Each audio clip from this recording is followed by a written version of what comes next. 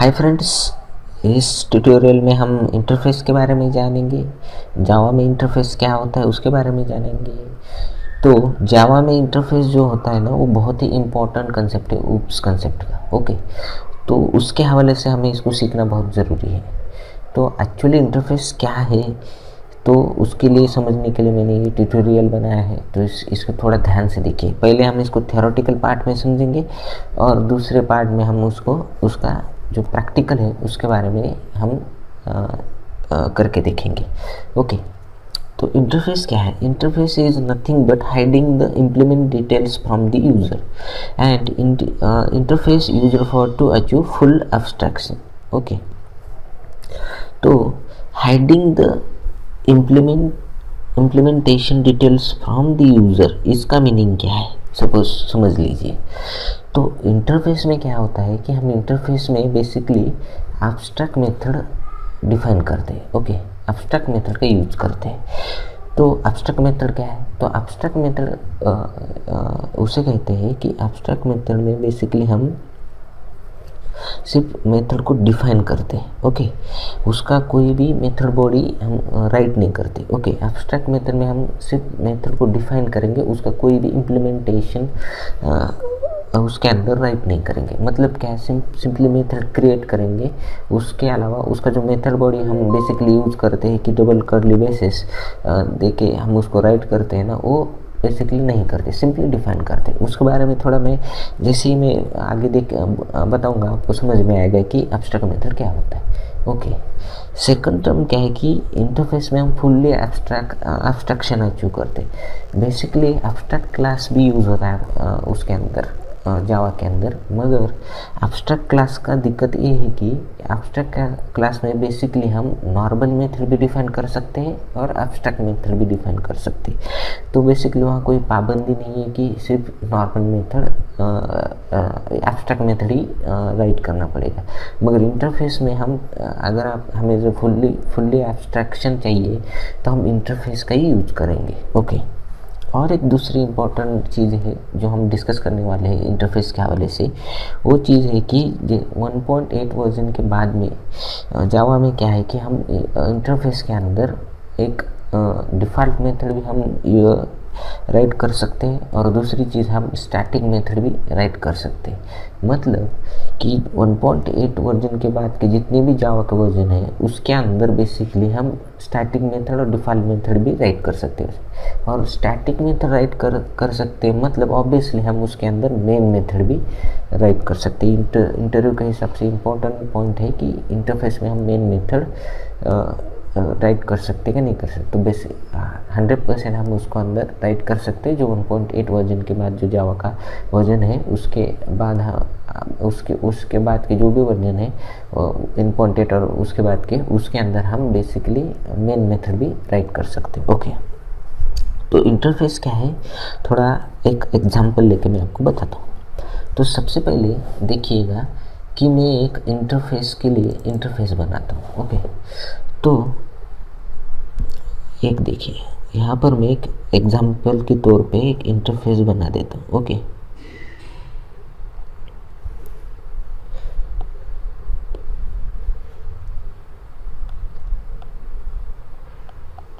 Public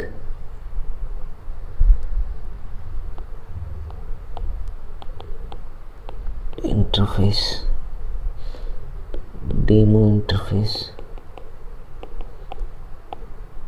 okay, यहाँ पर मैंने एक इंटरफेस बना दिया। ओके, तो ये इंटरफेस के अंदर और एक चीज़ इम्पॉर्टेंट है कि उसका जो एक्सेस मॉडिफायर होता है वो ऑलवेज पब्लिक होता है। ध्यान में रखिए, उसका एक्सेस मॉडिफायर ऑलवेज पब्लिक होता है। ओके, तो इस इंटरफेस में एक मेथड में डिफाइन करता हूँ। ओके, ओनली डिफाइन करने वाले, उसका कोई भी इम्प्लीमेंटेशन यहाँ पे राइट नहीं करने वाले। ऊपर से ओनली उसकी जो मेथड बॉडी हम यहाँ पर नहीं राइट करने वाले, उसको सिर्फ डिफाइन करने वाले। तो देखिए, मैं एब्स्ट्रैक्ट मेथड क्या है वो यहाँ पर आपको समझ में आएगा।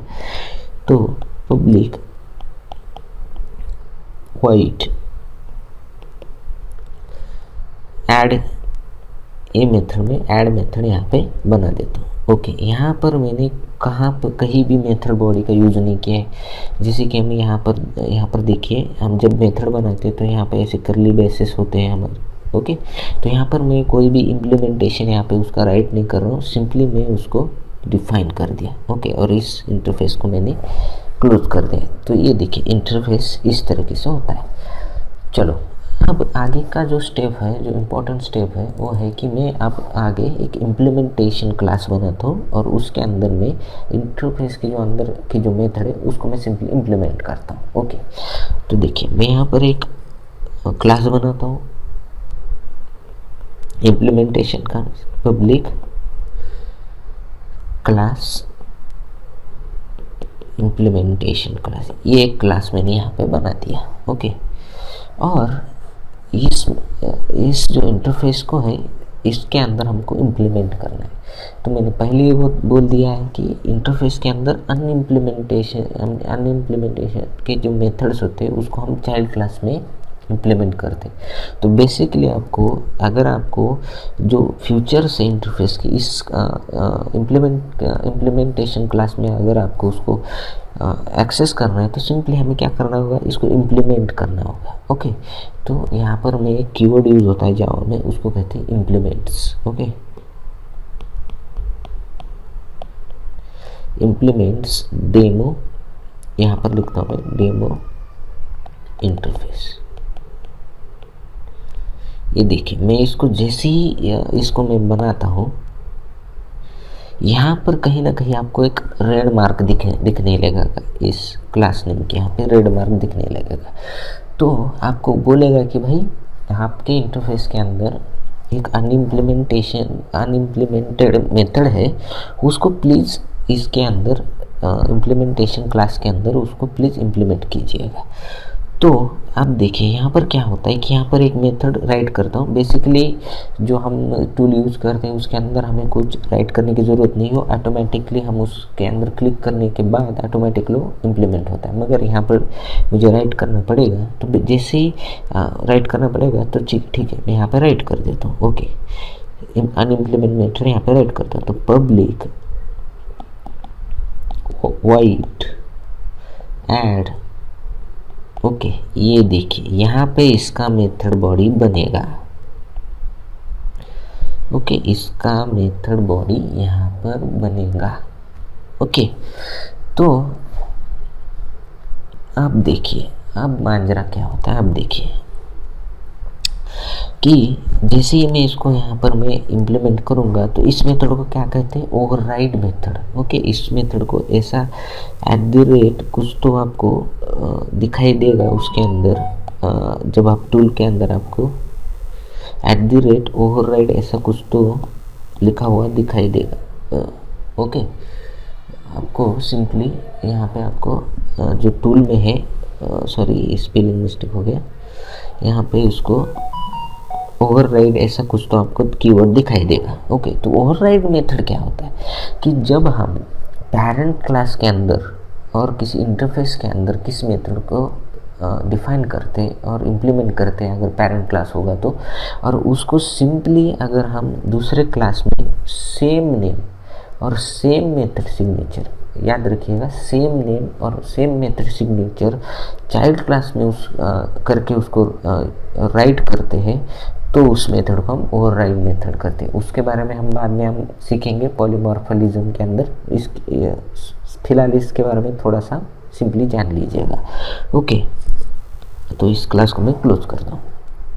अब देखिए इस मेथड के अंदर अब मैं इम्प्लीमेंटेशन लिखूँगा, तो सिंपली यहाँ पर मैं क्या करूँगा, system dot out dot println.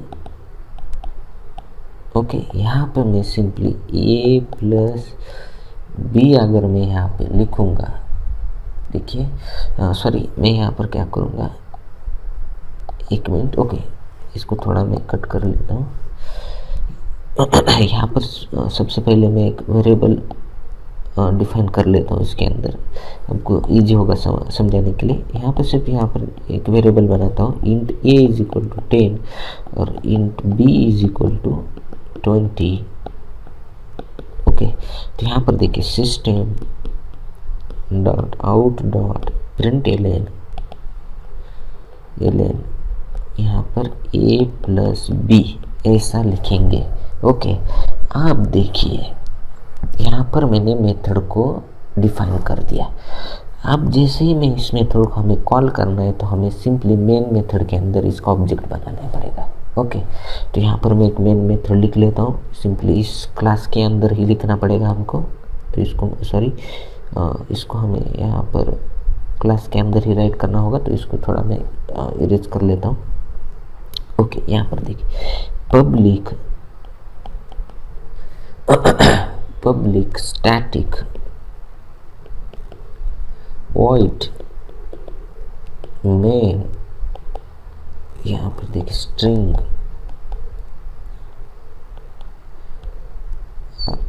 Okay, ये एक मेथड यहाँ पे मैंने डिफाइन कर ली। ओके, यहाँ पर देखिए राइट कर लिया। यहाँ पर देखिए, यहाँ पर मैं एक क्लास का ऑब्जेक्ट बनाता हूँ, इम्प्लीमेंटेशन क्लास का ऑब्जेक्ट। ओके, तो यहाँ पे इम्प्लीमेंटेशन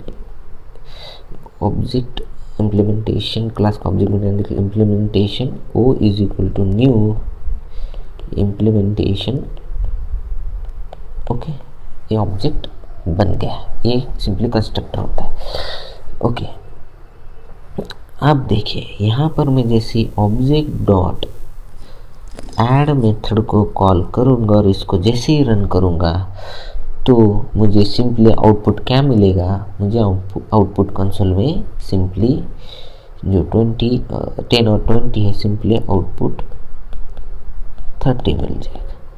ओके, तो आपको समझ आ गया होगा कि इंटरफेस में होता क्या है। यहाँ पर मैंने इंटरफेस के अंदर मैंने जो इम्प्लीमेंट डिटेल्स है उसको हाइड कर लिया, मतलब इसको मैंने हिडन कर लिया इस मेथड को, कि मैं भाई इसी मेथड के सेम नेम से सेम मेथड सिग्नेचर से यहाँ पे मैं इंटरफेस के अंदर डिफाइन करूँगा। उसको मैं इम्प्लीमेंटेशन क्लास में उसको इम्प्लीमेंट करूँगा और सिंपली आपको ये आउटपुट रिजल्ट मिल जाएगा। ओके, अब दूसरा इम्पोर्टेंट पॉइंट क्या है कि मैंने कहा था कि सेम नेम तो मेथड का क्या यूज करना है तो बोल दिया। अब मेथड सिग्नेचर क्या है और पैरामीटर्स क्या है उसके बारे में थोड़ा जान लेते हैं, वो भी बहुत इम्पोर्टेंट है।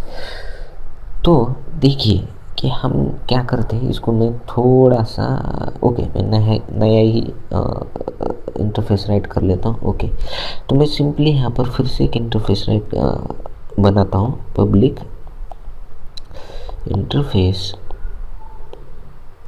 Demo interface. ओके, तो यहाँ पर देखिए मैं एक मेथड यहाँ पर लिखता हूँ, सेम मेथड लिखता हूँ, पब्लिक वॉइड ऐड। ओके, यहाँ पर इंट ए कॉमा इंट बी। ओके, मैंने ये पैरामीटर इस मेथड के अंदर पास कर दिया है। ओके, और जैसे ही मैं इस क्लास को इस इंटरफेस को इम्प्लीमेंटेशन क्लास में इम्प्लीमेंट करूँगा तो देखिए हमें किस चीज़ की थोड़ी इम्पोर्टेंस जाननी होगी, किस चीज़ को हमें ज़्यादा ध्यान रखना होगा। ओके, तो देखिए मैं यहाँ पर एक इम्प्लीमेंटेशन क्लास बनता हूँ, public class implementation class implements demo interface। Okay, अब देखिए यहाँ पर मैं इसको इम्प्लीमेंट करता हूँ तो यहाँ पर सिंपली देखिएगा public void add int a comma int b। Okay,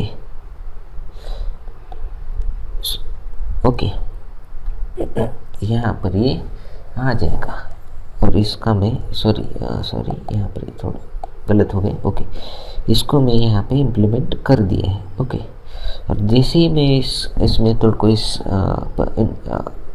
child class में और इम्प्लीमेंटेशन क्लास में इम्प्लीमेंट करता हूँ तो सिंपली मैं यहाँ पर एक स्टेटमेंट राइट करता हूँ, system out dot println. Okay, यहाँ पर a प्लस बी लिखते हैं। ओके, और इसको मैं सिंपली मेन मेथड में जब कॉल करूँगा, यहाँ पर देखिए पब्लिक, मैं सिंपली अब शॉर्ट फॉर्म में लिखूँगा public static main string argument arg. Okay, इसको थोड़ा समझ लीजिएगा, मैं शॉर्ट में लिख रहा हूँ। ओके, यहाँ पर मैंने एक ऑब्जेक्ट बनाया,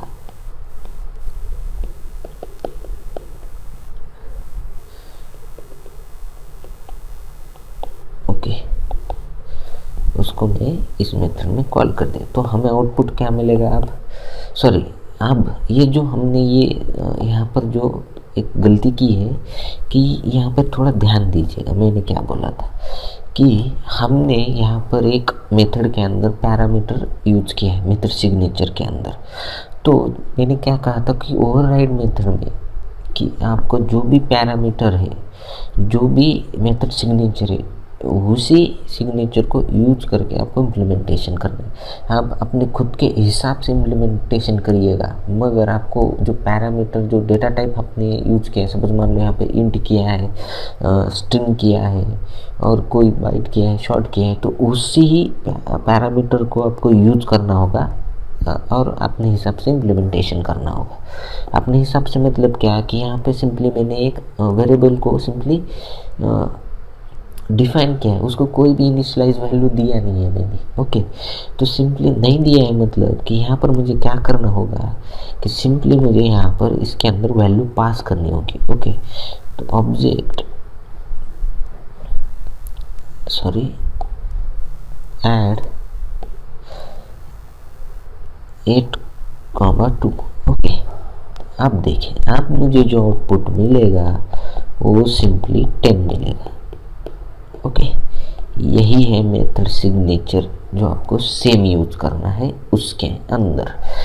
ओके, और राइट मेथड जो इंटरफेस के अंदर हमने डिफाइन किया, ये सेकंड इम्पोर्टेंट इंटरव्यू के हिसाब से भी इम्पोर्टेंट पॉइंट है, आपको इसको ध्यान में रखना पड़ेगा। ओके, ये सब सारी चीज़ें हो गई।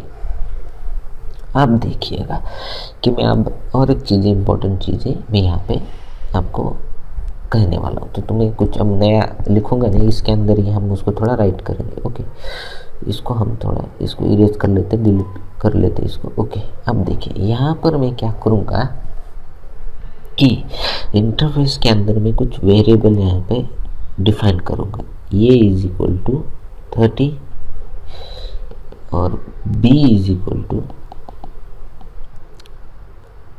इसको मैं सिंपल थोड़ा सा अलग, हमें बाद में थोड़ा कैलकुलेशन के लिए दिक्कत ना हो इसलिए थोड़ा सिंपल नंबर लेते हैं 15, और int is equal to 3। Okay, int b is equal to 3 और int a is equal to 15। यहाँ पर मैंने वेरिएबल को जो वैल्यू है उसको यहाँ पर मैंने ये वेरिएबल में स्टोर कर लिया है। ओके, इंट वैल्यू जो है वेरिएबल में स्टोर कर लिया है। ओके, अब देखिए मैं क्या करता हूँ, यहाँ पर सिंपली एक मेथड, वही सेम मेथड यहाँ पर ऐड करता हूँ, पब्लिक वॉइड ऐड, और ये देखिए यहाँ पर मैं उसको डिफाइन कर लिया। ओके, अब देखिए यहाँ पर क्या होगा कि इस इम्प्लीमेंटेशन क्लास के अंदर अब आपको कोई आर्गुमेंट देने की ज़रूरत नहीं, क्योंकि हमने यहाँ पर कोई भी आर्गुमेंट और कोई पैरामीटर यूज़ नहीं किया है। तो सिंपली आपको उसको जो आपने डिफाइन मेथड के उसके अंदर डायरेक्टली हम उसको एक्सेस करेंगे। तो सिंपली हमने यहाँ पर a प्लस बी यूज़ किया है। ओके, तो अब यहाँ पर सेम मेन क्लास के ऑब्जेक्ट के अंदर जो हम मेथड को कॉल करने वाले हैं वहाँ पर आपको कोई वैल्यू पास करने की ज़रूरत नहीं, सिंपली आप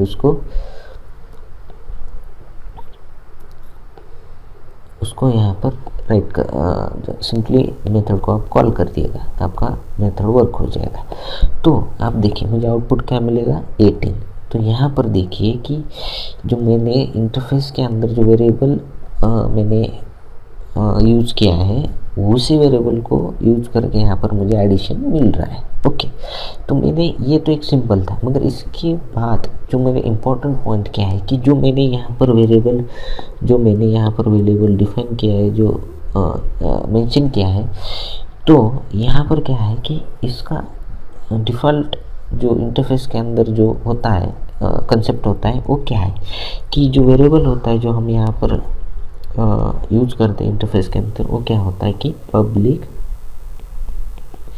स्टैटिक फाइनल होता है। ओके, ये चीज़ आपको ज़्यादा इम्पोर्टेंट याद रखनी है।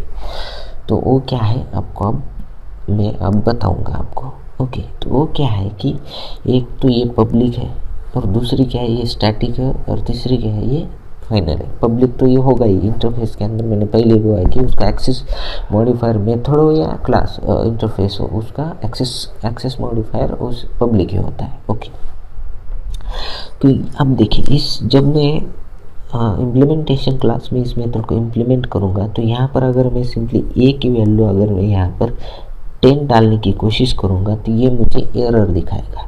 क्या बोलेगा? कंपाइल टाइम एरर दिखाएगा कि क्या बोलेगा कि भाई इंटरफेस के अंदर जो भी आपने वेरिएबल मेंशन किया है वो फाइनल है, वो स्टैटिक है। आप फाइनल है मतलब कि वो आप उसको बाद में इनिशियलाइज नहीं कर सकते, वो फिक्स है उसका वैल्यू।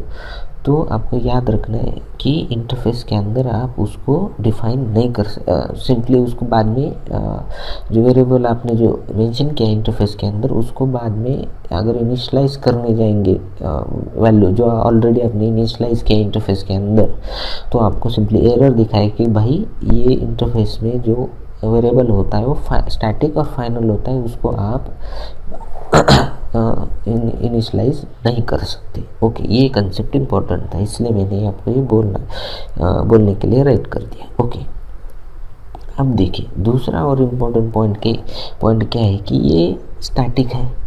तो स्टैटिक होने का मतलब क्या है कि अगर आप थोड़ा अब देखिए इस वेरिएबल को डायरेक्टली एक्सेस करना है आपको यहाँ पर, इसको डायरेक्टली आपको इसको कॉल करना है यहाँ पर, तो आप इसको डायरेक्टली कॉल कर सकते हो। ओके, कैसे? देखिए system.out.println।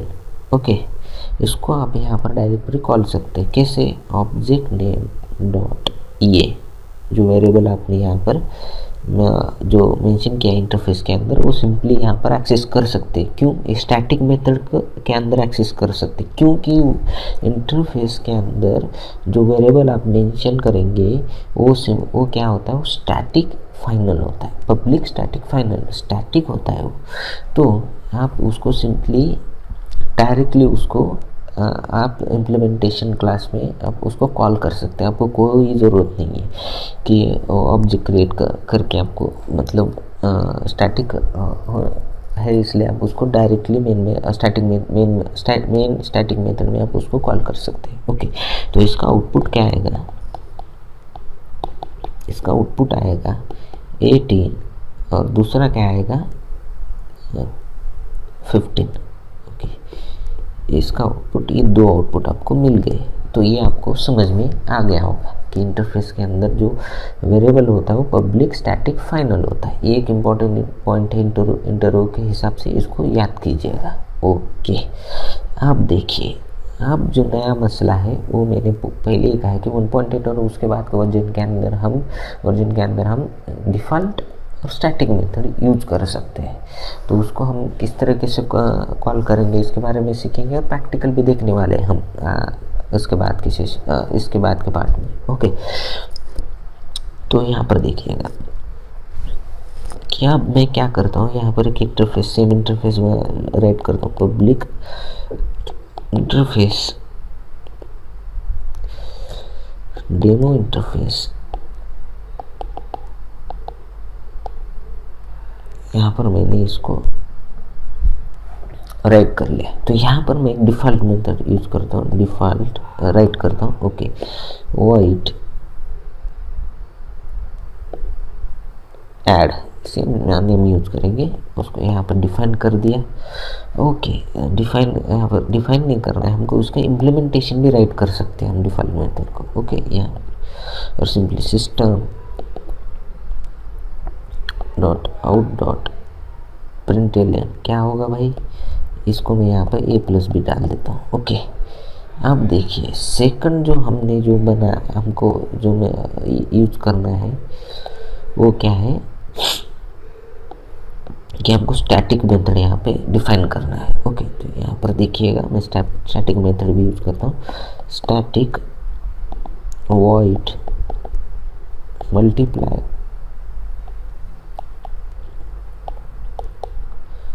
सॉरी स्पेलिंग मिस्टेक हो गया थोड़ा, यहाँ पर देखिए system dot out dot println. Okay, इसके अंदर मैं क्या करता हूँ a/b, मैं कोई वेरिएबल यहाँ पर राइट नहीं किया है, सिर्फ आपको बोलने के लिए एक शॉर्ट में यहाँ पे बोल रहा हूँ। ओके, क्योंकि यहाँ पर देखिए मैं एक वेरिएबल यहाँ पे मैं राइट कर लेता हूँ। ओके, a = 10 और b = 20। ओके, अब देखिए अगर अब मैं इसको इम्प्लीमेंटेशन क्लास के अंदर इसको कॉल कर लेता हूँ। ओके, तो इम्प्लीमेंटेशन क्लास यहाँ पर राइट करता हूँ public class implementation class implements demo interface. Okay, directly मैं मेन मेथड के अंदर इसको कॉल करने वाला हूँ। ओके, तो यहाँ पर देखिए पब्लिक स्टैटिक मेन जो मेथड स्ट्रिंग आर्क जो मैंने यहाँ पर डिफाइन कर लिया राइट किया है, उसके अंदर मैं अब उसको मैं डायरेक्टली यूज करूँगा डिफ़ॉल्ट मेथड को। तो सिंपली मैं यहाँ पर क्या करूँगा, इम्प्लीमेंट क्लास का एक ऑब्जेक्ट करूँगा, implement class object o = new implement class constructor.